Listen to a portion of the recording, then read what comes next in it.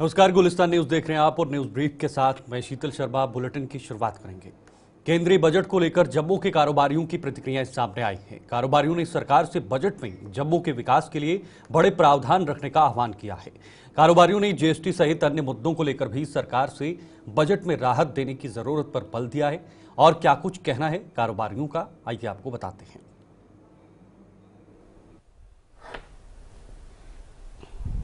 अपने पूरे लाभ लश्कर के साथ। जहाँ तक बजट का सवाल है तो इतना प्रावधान ज़रूर रखना चाहिए जम्मू के लिए, ख़ास तौर पर कि टूरिज़्म सेक्टर को कैसे बढ़ावा दिया जाए। रादर कि मैन मेड टूरिस्ट डेस्टिनेशंस जो जम्मू रीजन में बनानी चाहिए, वो उसके लिए फंड्स उपलब्ध कराए जाएं। और मैं तो यही आग्रह करूंगा वित्त मंत्री जी से, जम्मू एरिया को ख़ास तौर पर बजट में बड़ी प्राथमिकता दे देनी चाहिए। जैसे कि हम सब जानते हैं कि ट्रेन जम्मू से सीधे श्रीनगर की ओर जा रही है, और जम्मू में ना हम लोगों को वेदर सपोर्ट करता, तो हम लोगों को अपनी मार्केट्स बचाने के लिए, जम्मू की इकॉनमी बचाने के लिए, ये जम्मू पठानकोट बन करके ना रह जाए जैसे 72 में यहाँ पे ट्रेन आ गई थी। तो यहाँ पे टूरिस्ट डेस्टिनेशंस बनानी चाहिए, उसका बजट में प्रावधान होना चाहिए। हम कब तक अपना मंदिरों को या बॉर्डर टूरिज़्म को बढ़ावा देते रहेंगे? और भी चीज़ें डेवलप करने की बहुत ज़रूरत है,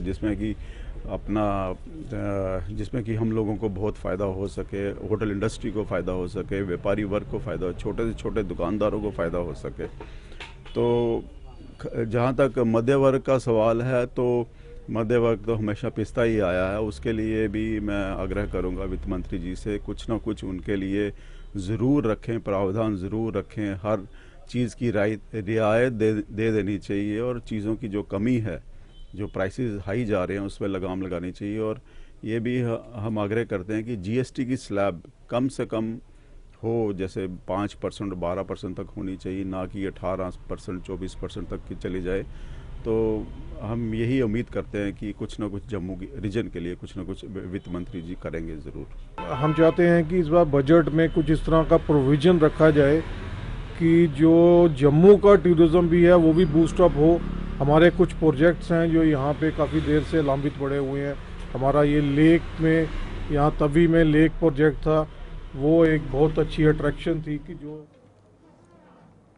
जम्मू में करोड़ों रुपए की लागत से बना पीर खोह से महामाया मंदिर तक रोपवे प्रोजेक्ट पिछले कुछ समय से बंद पड़ा हुआ है।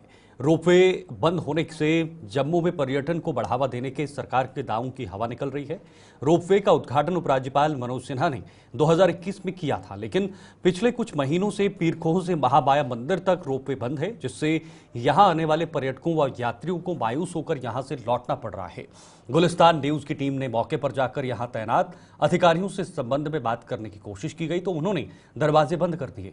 सर्दियों के इस मौसम में कई लोग जम्मू कश्मीर से भी जम्मू आते हैं, और देश के अनेक हिस्सों के पर्यटकों का भी यहां आना जाना लगा रहता है, जो रोपवे बंद होने से मायूस हो रहे हैं। जम्मू के स्थानीय लोगों और पीर खोह के दुकानदारों ने भी उपराज्यपाल मनोज सिन्हा से इस मामले में हस्तक्षेप की अपील की है।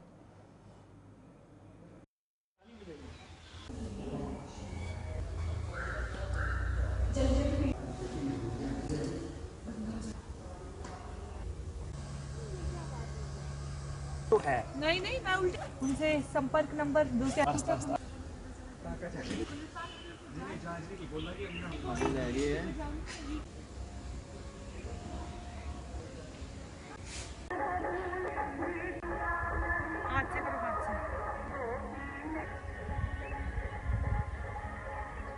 हाँ जी, पहले जो चलता था तो बड़े, हमारा मोहल्ला भी, पूरा जम्मू सिटी भी खुश थी, बहुत यात्रु आते वो भी खुश थे बहुत। तो ये बिल्कुल ही बंद हो गया, अब ये चाहते नहीं है। तो जो काली माता मंदिर से मुंह वाला चलता है, ये आते हैं, यात्रु भी आता है बेचारा, वो भी खज्जल खराब होकर यहाँ से चले जाता है। लोकल भी हमारे आते हैं, तो वो भी चले जाते हैं। तो मोदी जी ने इतना कुछ किया है, अमित शाह ने इतना कुछ किया है, क्या ये गुंडोला नहीं चला सकते? वो जो पब्लिक है, बच्चे आते हैं छोटे छोटे, सिटी के बाहर की, और पूरे हिंदुस्तान की यात्रा आती है। वैष्णो माता, जमा मत गुफा, पीर खोह में आती है। तो थोड़ा इसमें होना चाहिए, हमारे गवर्नर साहब हैं उन्हें थोड़ा करना चाहिए, तो अपने अमर फरूक जी हैं उन्हें इसमें थोड़ा ध्यान देना चाहिए। तो चलेगा, हमारे भी मोहल्ले में थोड़ा थोड़ा मोटा काम ऑटो शाटो वाले हमारे बेचारे दूसरा उनका भी काम चलेगा थोड़ा, तो ये बड़ी रिक्वेस्ट है। ये बहुत सारा नुकसान है यहाँ पे, काफ़ी नुकसान होता है। टूरिस्ट वगैरह है नहीं यहाँ पे, आता ही नहीं है कोई भी, तो यहाँ पे चल ही नहीं रहा। पहले चलाते थे कभी कभी बीच बीच में, तो अब बिल्कुल नहीं चला रहे हैं, तो अब बंद ही पड़ा हुआ है। कोई टूरिस्ट नहीं है, कोई कुछ नहीं है यहाँ पे। तो बीच बीच में इधर मंदिर में आते हैं लोग दर्शन करने, लेकिन गंडोला नहीं चला रहे हैं ये। तो चलाना चाहिए इनको, सोचना चाहिए। लोगों का रोज़गार चलता है, दुकानें चलती हैं, ऑटो रिक्शा चलते हैं, हर किसी का काम चलता है यहाँ पे, पर कोई देख नहीं रहा पे, चला नहीं रहा है, बस खोल के बैठ गए हैं यहाँ पे।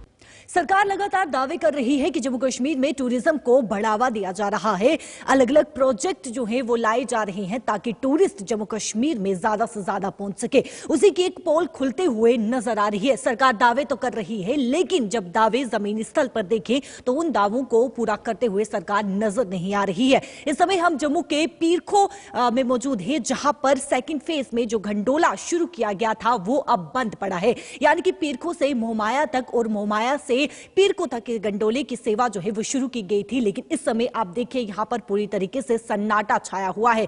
यहां पर आपको एक भी टूरिस्ट जो है या फिर एक भी लोकल यहां पर आपको नजर नहीं आएगा। ये आप देख सकते हैं। क्या कारण है, क्या वजूहात है, फिलहाल कोई भी जानकारी नहीं है, क्योंकि इसी को लेकर जब हमने अधिकारी से भी बातचीत करने की कोशिश की तो उन्होंने जो है कहीं ना कहीं टाल मटोल किया। जब अधिकारी से बातचीत करने की कोशिश की तो मीटिंग का हवाला दिया गया, यानी कि कारण नहीं बताए गए और मीटिंग का जो है वो हवाला दिया गया, जहां पर यह कहा गया एक मुलाजिम ने कि अधिकारी जो है वो इस समय बिजी है।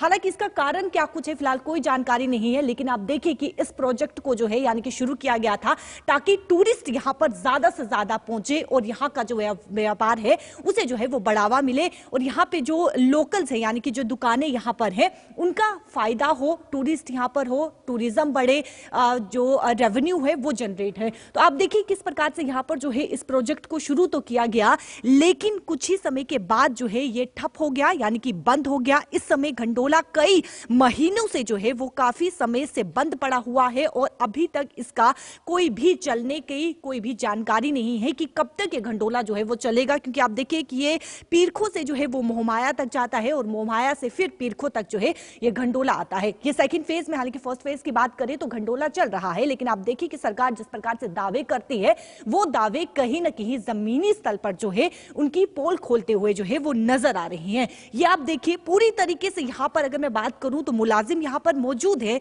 गेट पे मुलाजिम तो है, लेकिन यहां पर एक भी टूरिस्ट नहीं है, एक भी कोई भी लोकल यहां पे नहीं है।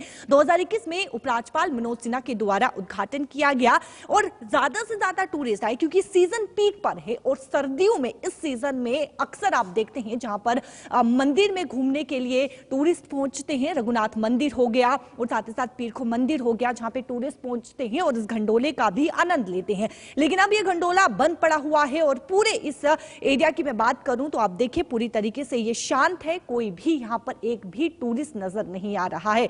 हालांकि सरकार दावे कर रही है, लेकिन उन दावों में से एक पोल जो है वो यहां पर खुलते हुए भी नजर आ रही है। ये घंडोला कब चलेगा इसकी कोई भी जानकारी नहीं है, क्योंकि जब अधिकारी से बातचीत करने की कोशिश की तो अधिकारी ने टाल मटोल कर दिया, यानी कि उनके मुलाजिम ने कहा कि वो मीटिंग में व्यस्त हैं और कोई भी बात करना उन्होंने जरूरी नहीं समझा, कि आखिर जानकारी लेनी थी कि क्या कारण है, क्यों ये घंडोले जो है वो बंद पड़े हुए हैं। क्योंकि सरकार दावे तो कर रही है टूरिस्ट को यानी कि टूरिज्म को बढ़ावा देने के, टूरिस्ट यहां पर पहुंचे ताकि रेवेन्यू जनरेट हो, और आप देखिए कि किस प्रकार से ये घंडोला अभी तक जो है वो बंद पड़ा है। कब चलेगा कोई भी जानकारी नहीं है। तो वही बसंत पंचमी के उपलक्ष्य पर जम्मू के बथवार इलाके में स्थित बाबा बल्लो देवस्थान पर आज से 3 दिवसीय मेले की शुरुआत हुई। इस मेले का उद्घाटन जम्मू कश्मीर के मुख्य सचिव अटल डुल्लू ने किया है।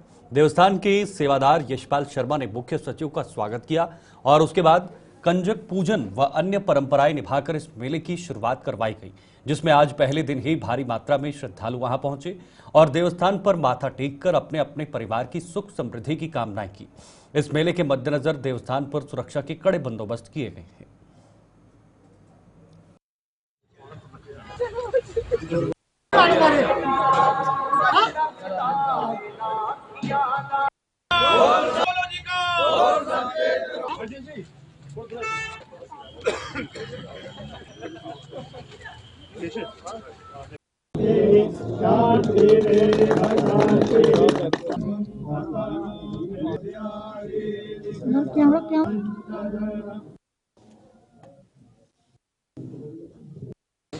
मैं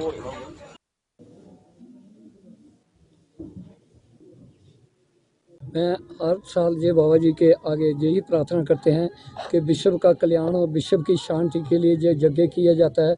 3 दिवसीय जरा हमारा जो कार्यक्रम होता है, हम चाहते हैं जैसे बच्चे गलत नशों में जा रहे हैं, गलत खूबियों में जा रहे हैं, हर चीज़ की मनोकामना मैं भगवान जी के यही अरदास करता हूँ कि बच्चों को सद्भावना, सदा सुख शांति और आशीर्वाद प्राप्त करें और ये नया साल हमारे लिए खुशियों का। ये बहुत ही पवित्र स्थान है और यहाँ पर बसंत पंचमी के अवसर पर हर साल एक महत्वपूर्ण कार्यक्रम होता है 3 दिन का, और आज इसका शुभारंभ हो रहा है।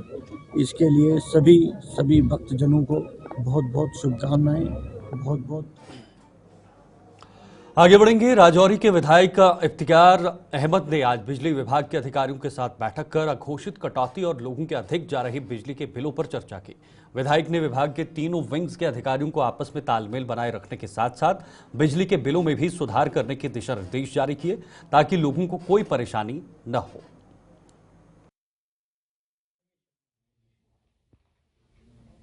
मतलब मेरे पास ऐसे केसेस कम से कम ये सारे भरे हुए हैं। वो कहते हैं मीटर पे कुछ है और बिल कुछ आ रहा है, तो एटलीस्ट ये चीज़ें तो मेरे पास है। उसमें हमने पूरा डिस्कशन किया है कि हमें क्या क्या अपग्रेड करने की ज़रूरत है, अनशेड्यूल्ड पावर कट का क्या है, शेड्यूल्ड पावर कट का क्या है, वो सारा हमने रिव्यू लिया है। इसमें मेरे पास जो मेन इम्पॉर्टेंट था कि लोगों के बिल्स काफ़ी आ रहे थे, खासकर बीपीएल, उसमें एक्शन साहब ने डायरेक्शन दी है AEEs को और जेईस को, और जो मीटर रीडर्स हैं कि जिनको अगर क्या दिक्कत है, किस तरीके से ये बिल आ रहे हैं, वो उसमें भी इनको ने हदायत दी है। और जो कहाँ कहाँ हम इनको अपग्रेड कर सकते हैं पावर इंफ्रास्ट्रक्चर को, ताकि पावर क्राइसिस को यहाँ से हम मीट आउट कर सकें, जो हमारी रिक्वायरमेंट कितनी है और उसमें हम क्या क्या हमें इंफ्रास्ट्रक्चर को अपग्रेड करने की ज़रूरत है। और इसका मकसद था कि कोऑर्डिनेशन हो तीनों विंग्स जो हैं, क्योंकि यूजुअली लोग समझते हैं कि सिर्फ मेंटेनेंस वाले पे ही सारा प्रेशर रहता है। हमें भी मेंटेनेंस पे ही हम ज़्यादा एक्शन साहब से बात करते थे, लेकिन उसमें ट्रांसमिशन का भी रोल है, उसमें प्रोजेक्ट जो RDSS स्कीम है उसका भी मैंने रिव्यू लिया कि उसमें क्या क्या है। और मैं उम्मीद करता हूँ कि जो लोगों के जेन्युइन इश्यूज़ थे वो भी हमने यहाँ डिस्कस किए, और इस तरीके की रिव्यू मीटिंग हम हर मंथ के एंड में या 1 महीने के बाद लेंगे, ताकि कहाँ पोल की ज़रूरत है, कहाँ ट्रांसफार्मर की ज़रूरत है, कहाँ अपग्रेड करना है, और वहाँ मैं तब जब प्लान बनाऊं तो मुझे कहाँ कहाँ क्या क्या चीज़ें देने की ज़रूरत है, उसके लिए मीटिंग ली है। और बहुत अच्छी मीटिंग हुई और डिपार्टमेंट की तरफ से बहुत अच्छा कॉपरेशन हुआ, और मुझे उम्मीद है कि जितने भी इश्यूज़ हैं वो हमने डिस्कस। सोशल मीडिया पर जम्मू कश्मीर पुलिस के साथ सेवाएं दे रहे एसपीओ के मानदेय में बढ़ोतरी संबंधी एक पोस्ट का मामला गर्माता जा रहा है। नेशनल कॉन्फ्रेंस ने भले ही इसके लिए अपने मीडिया इंचार्ज को इस पद से हटा दिया है, लेकिन प्रदेश बीजेपी इससे संतुष्ट नहीं है। जम्मू में आज एक प्रेस कॉन्फ्रेंस को संबोधित करते हुए बीजेपी के प्रवक्ता गौरव गुप्ता इस पोस्ट को एसपीओ के साथ एक भद्दा मजाक करार दिया है। उन्होंने कहा कि नेशनल कॉन्फ्रेंस ने भले ही मीडिया इंचार्ज को हटा दिया हो, लेकिन इसके बावजूद मुख्यमंत्री को लोगों से सार्वजनिक तौर पर माफी मांगनी होगी। नेशनल कॉन्फ्रेंस गवर्नमेंट द्वारा एक अपना जो उनका रिस्पांस ये होता है कि एक उनके जो मीडिया एडवाइजर है उनको सैक किया जाता है।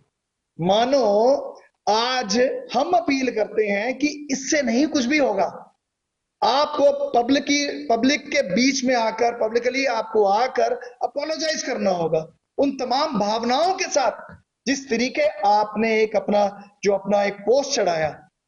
मुझे लगता है कि ये क्लियर कट दर्शाता है कि लगभग 2-3 महीने आज जिस सरकार को इनके चलते हुए हो गए और हाथ में कुछ नहीं है, और ये एक जबरदस्ती मतलब कि अब हाथ में तो कुछ नहीं, कुछ छोटी सी हरकत करना और दिखाना। एक आप रिस्पॉन्सिबल व्यक्ति हैं, और आज मैं पूछता हूं कि जब आप ये चढ़ा रहे हैं, आप अपने इंस्टाग्राम पोस्ट पे ये चढ़ा रहे हैं, तो क्लियर कट दिखाता है कि आप आप मजाक कर रहे हैं।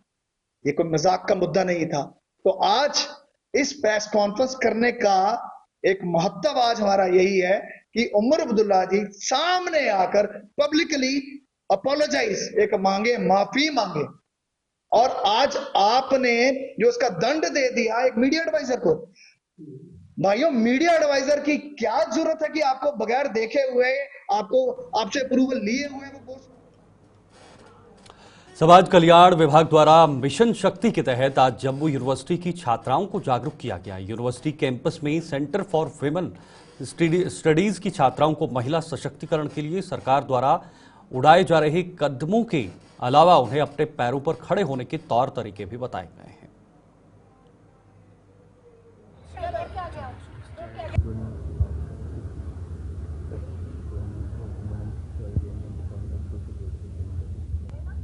जो सोशल वेलफेयर डिपार्टमेंट की डिफरेंट स्कीम्स हैं वुमेन के लिए और बाकी यूथ के लिए भी, उन स्कीम्स के बारे में बताया, जैसे बेटी बचाओ बेटी पढ़ाओ स्कीम है, सुकन्या योजना है, और स्टार्टअप्स के लिए जैसे कोई लोन स्कीम्स हैं, वो सारी स्कीम्स आज हमारे बच्चों को सब्सिडी अवेलेबल है ताकि वो पढ़ लिख के अपना काम कुछ करना चाहते। इसमें ट्रेनिंग डिफरेंट प्रोग्राम्स है, जैसे जो घर में बैठने वाली औरतें हैं उनके डिफरेंट ट्रेनिंग प्रोग्राम्स है, उसकी बात भी आज इन्होंने की है। हम लोग के अवेयरनेस कैंपेन्स चलते रहते हैं, तो आज हमने सेंटर फॉर वुमेन स्टडीज में ये अवेयरनेस कैंपेन किया, जिसमें कि हमने जितनी भी गवर्नमेंट की स्कीम्स और सर्विसेज है वुमेन सेंट्रिक, वो बच्चियों को बताई कि वो खुद भी अवेल कर सकें और दूसरों को भी अवेल करवा सकें। तो ये हम अवेयरनेस कैंपेन्स करते रहते हैं।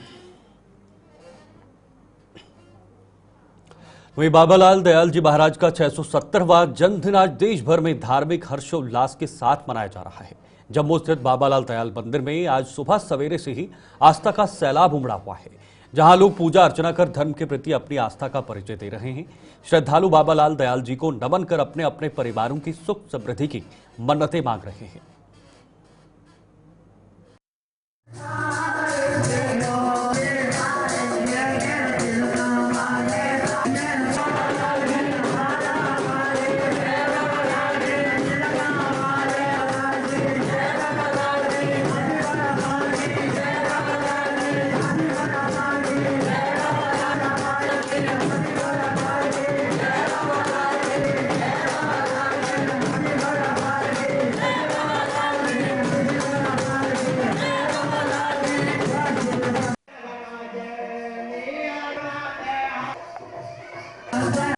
एक मान्यता, एक श्रद्धा, एक लगन जो बाबालाल जी के प्रति है, आज उनके 670वें जन्म दिवस के मौके पर लाल द्वारा मंदिर जो हमारा जैन बाजार वार्ड नंबर 3 में है, उसके हमारे जो पूर्व पार्षद हैं श्रीमान नरोत्तम जी, वो भी यहाँ पर आए हैं। हर वर्ष इसी तरह से एक अच्छा यहाँ पर मेला लगता है और बड़ी तादाद में यहाँ पर श्रद्धालु आते हैं। और ये मान्यता है, यहाँ से जो भी मन्नत मांगो वो हमेशा पूरी होती है।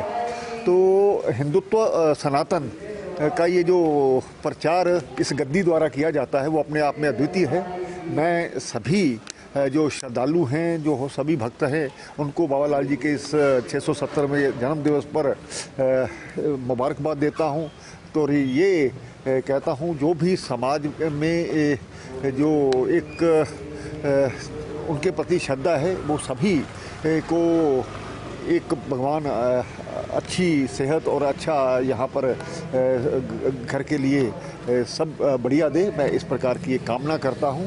हम सब मिलकर के सनातन के लिए, हिंदुत्व के लिए प्रचार करें और जो हमारी सभ्यता संस्कृति है उसको जिंदा रखने की कोशिश करें। यहाँ जो भी आता है वो सच्चे मन से, उसकी सब मुरादें पूरी होती हैं। मेरी मिसाल है, मेरे पोते 2 हुए जुड़वा 12 साल के बाद, तो यहाँ पर ऐसी बड़ी मिसाल है। बाबा लाल जी का नाम है लाल जी, तो ये लाल देते हैं, लाल सिर्फ यहाँ से मिलते हैं। जम्मू के पुरानी मंडी इलाके में हनुमान मंदिर के आसपास पार्क किए गए दोपहिया वाहन स्थानीय दुकानदारों और इस इलाके के निवासियों के लिए जी का जंजाल बने हुए हैं। दुकानदारों की माने तो इन दोपहिया वाहनों के यहाँ पार्क रहने से उनका धंधा तो मंदा हो ही रहा है, साथ ही साथ लोगों की कीमती जानों पर भी खतरा मंडरा रहा है। अज्ञात लोग यहाँ तंग गलियों में भी दोपहिया वाहन पार्क करने से बाज नहीं आ रहे हैं, जिससे इन गलियों में रहने वाले लोग भी परेशान हैं। दुकानदारों ने इस इलाके में पुलिस को तैनात करने की मांग की है ताकि यहां दोपहिया वाहन पार्क करने वालों को ऐसा करने से रोका जा सके। किसकी बाइक है, कौन इसका है, हमें ये भी नहीं पता। ऐसे बड़े चुपके से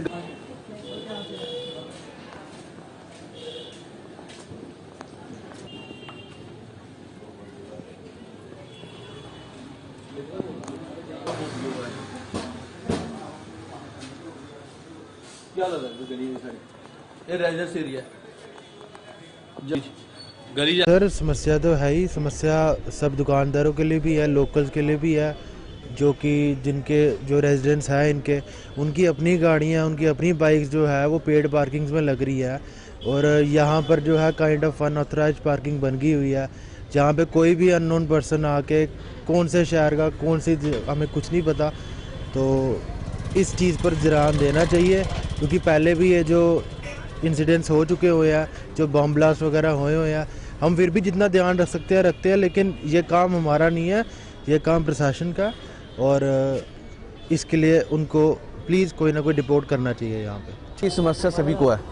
देखिए ये है, ये हमें नहीं है। देखिए हमें अपनी गाड़ियाँ, हम यहाँ के लोकल यहाँ दुकान जाने वाले हैं, यहाँ पर देखिए हमें खुद अपनी गाड़ियाँ लगाने का दिक्कत होती है। ठीक है, हम 10-11 बजे आते हैं। ठीक है, हमारे ये शॉप है। ठीक है, देखिए प्रशासन को चाहिए कि ये गाड़ियाँ जो ना इनका प्रॉपर वे पे होना चाहिए। जो पार्किंग बनाई है पार्किंग में लगाएं। अब हमारी अपनी गाड़ियाँ जो हम मैं खुद पार्किंग के पैसे देता हूँ गाड़ी के। तो ये प्रशासन को चाहिए कि इनका चालान काटे जो यहाँ पर जिसकी जो ऐसे पार्किंग लगी हुई है जिसकी। तो जो ओल्ड बाज़ार है हमारा सिटी का, यहाँ का सबसे बड़ा बाज़ार किसी टाइम यहीं पे लगता था, और आजकल पार्किंग का सबसे बड़ा अड्डा जो विदाउट वेरीफाई जो यहाँ पे बाइकें लगी हुई हैं, गाड़ियाँ लगी हुई हैं, अब वो अड्डा बन गया है ये वाला। इधर पीछे गली में अगर देखो तो वो पूरा रेजिडेंस एरिया है। कोई बीमार हो जाए तो वहाँ से कोई बंदा ना वहाँ से निकल नहीं सकता। किनकी बाइकें हैं ये, यहाँ पे मैं नहीं बोलूँगा कि बाइकें किसी लोगों की होंगी, किसकी है हमें ये नहीं पता, वेरीफाई किसी को नहीं है। मगर जिनकी भी ये बाइकें हैं वो पूरे दिन सुबह से लगाते हैं, शाम को 8:30-9 बजे के बाद ये पूरे खाली दिखती हैं आपको। कोई यहाँ पे अननोन पर्सन कोई यहाँ पे बम डाल के रख के चला गया, क्योंकि आगे भी 20-22 साल पहले भी एक हादसा हुआ बहुत बड़ा। यहाँ तो प्रशासन उसका वेट कर रही है, इंतज़ार कर रही है। कस्टमर आए और चले जाएँ, उसमें 15 मिनट 20 मिनट का अगर लग भी जाए हमें कोई दिक्कत नहीं है, कोई प्रॉब्लम नहीं है पार्किंग की। मगर अगर गवर्नमेंट ने इतना बड़ा प्रोजेक्ट पैसे खर्च करती है, हमारे से ही पैसे लेके ना पार्किंगें बनती हैं। एक सेंटर बेसिक स्कूल के सामने पार्किंग है, एक उसके नीचे जो इलेक्ट्रॉनिक पार्किंग है, करोड़ों रुपया खर्च किया हुआ है। यहाँ तो लोग समझदार हैं या गवर्नमेंट बेवकूफ़ है, या गवर्नमेंट बेवकूफ़ है और लोग समझदार हैं। दोनों में से हमें अभी तक अंतर नहीं पता चला कि समझदार कौन है, बेवकूफ़ है। अगर इतना पैसा खर्च कर रहे हो तो कम से कम किसी पुलिस वाले को इधर भेजो, प्रशासन के किसी आदमी को भेजो। इनको 2-3 बार चालान करोगे तो ये खुद ब खुद वहाँ पे लगाएंगे। और इसी चौक में ये देखो, यहाँ पे साथ में पार्क है और पार्क में लोग बैठते हैं यहाँ पे। अगर किसी दिन हादसा हो ही गया ऐसा, देखो आजकल तो यहाँ पे मैं आपको बाहर की बात बताऊँ तो यहाँ पे सिर्फ हमें जो बच्चे छोटे छोटे दिख रहे हैं वो भी बाहर गए हैं। हम किसी को नहीं पूछ सकते, किसी को बोल भी नहीं सकते क्या हुआ। तब हमारे पास सिर्फ एक ही चीज़ होगी, सिर्फ रोना, और कुछ नहीं होगा। कोई हमारे परिवार का कोई सदस्य जाएगा या किसी के परिवार का भी जाएगा, फिर हम बोलेंगे नहीं यार गलत हुआ गलत हुआ गलत हुआ। फिर 1 साल उसके ऊपर सख्ती रहेगी, फिर उसके बाद फिर यही कंडीशन। मैं कह रहा हूँ कि यहाँ पे कोई प्रशासन के 2 जैसे ट्रैफिक पुलिस वाले आते हैं, ट्रैफिक पुलिस वाले यहाँ पे आए जो अननोन गाड़ियाँ लगी हुई हैं। हमें दुकानदार से कंसल्ट कीजिए कि यार ये बाइक आपकी, अगर हमारी है तो हम आगे पीछे कर सकते हैं उसको। जो नहीं है उनको चालान करिए, चालान करके उनको आगे पीछे वो दूसरे तीसरे 2 दिन में ये 1 मिनट में सुधार हो सकता है अगर प्रशासन चाहे तो। पर प्रशासन ये चीज़ चाहती नहीं है। अब किस चीज़ का वेट कर रही है, किस चीज़ का, ये हमें भी सोचना पड़ रहा है कि वो जहाँ तो कोई यहाँ पे बड़ा हादसा हो उसका वेट कर रही है सरकार, तो यहाँ फिर यही है कि जैसे चल रहा है चलने दो, रूटीन जब होगा तब देखा जाएगा।